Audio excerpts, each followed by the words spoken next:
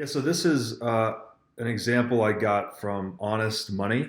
It's a book by Gary North. It's available for free as a free PDF on Mises.org. It is a phenomenal book.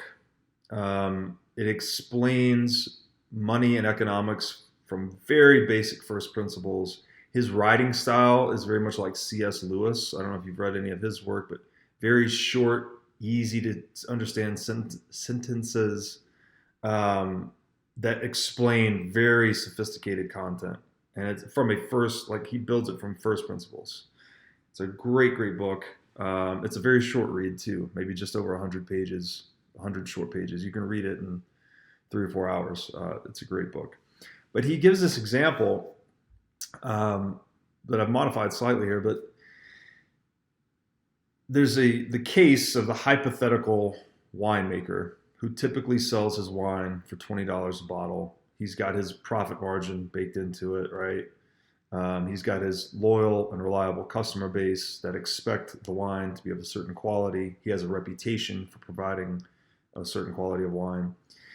And if we assume that this winemaker is living under a centrally banked economy in which the local central banker overnight doubles the money supply, right, to quote unquote save the economy, the winemaker is now faced with three choices in the face of this inflation of fiat currency.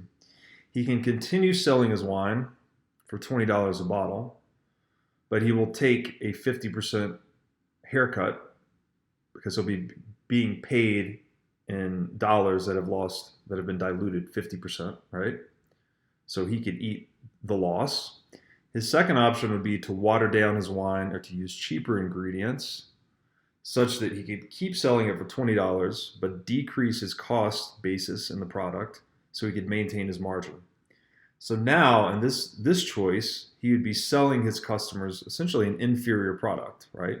Which they may not wise up to immediately, but over time they would figure out, right? So he's kind of like trading against his own future reputation. He could probably defraud his customers for a little bit now, but in the future, people are going to figure it out and they're going to take their business elsewhere. His last option is to double the selling price of his wine to $40 and keep using the same inputs to maintain his margin, his quality, etc. So that would be the honest thing to do.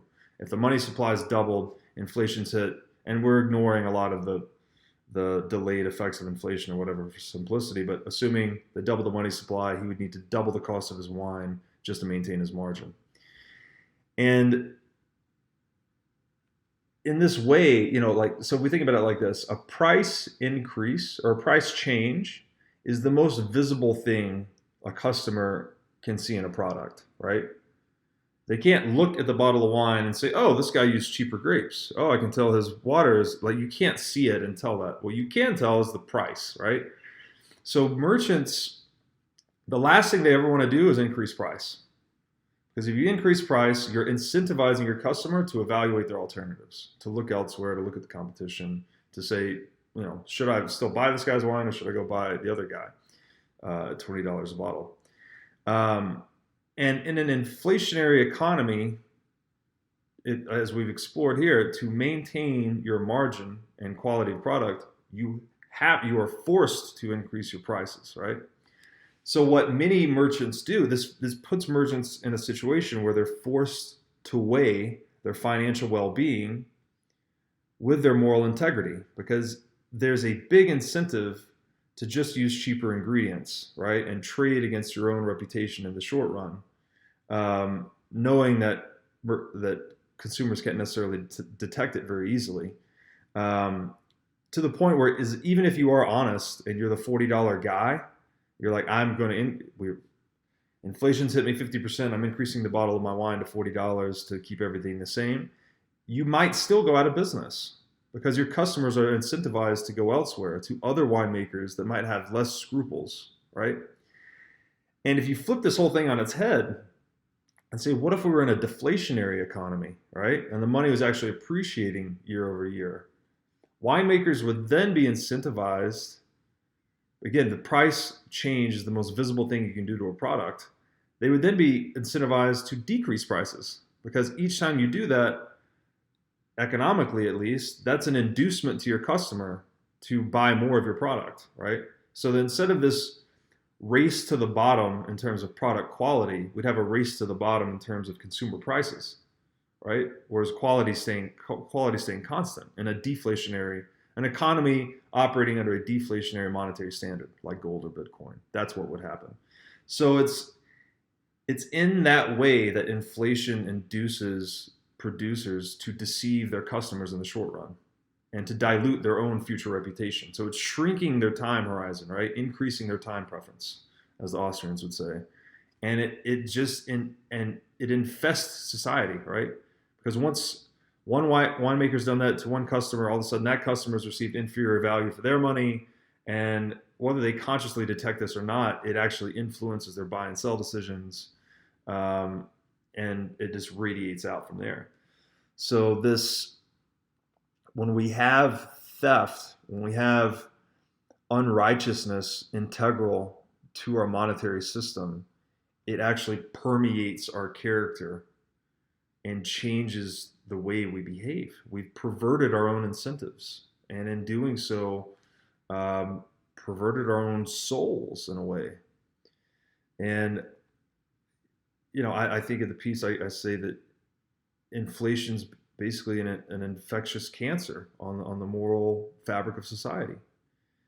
And I believe that to be true. And I would encourage everyone to go out and read Gary North's book. A lot of people have pushed back on this and said, oh, no, that's the same situation in a purely capitalist economy. And I'm like, I don't think you get it. You need to look at this again. And don't take my word for it. Go read the book. So it's bad. I think as Bitcoiners, one of the best things we can do in the space, because again, a lot of it comes down to the words. A lot of the disagreements come down to person A understands word A to be one thing, person B understands word A to be a different thing. It's all about kind of aligning what these words actually mean. And the number one thing we can destroy in Bitcoin is inflation. Inflation is theft. That's it. It's not anything else. And it's sure as hell not necessary for a healthy economy. Yet we have Jerome Powell on live TV saying, we're going to get past that 2% inflation and we're going to get this economy revved up again. And people, like who I consider to be smart people, believe that shit. And I'm blown away. I feel like I'm living in the Truman Show in some ways. That a guy can go on live TV and tell me that inflation is necessary for a healthy economy.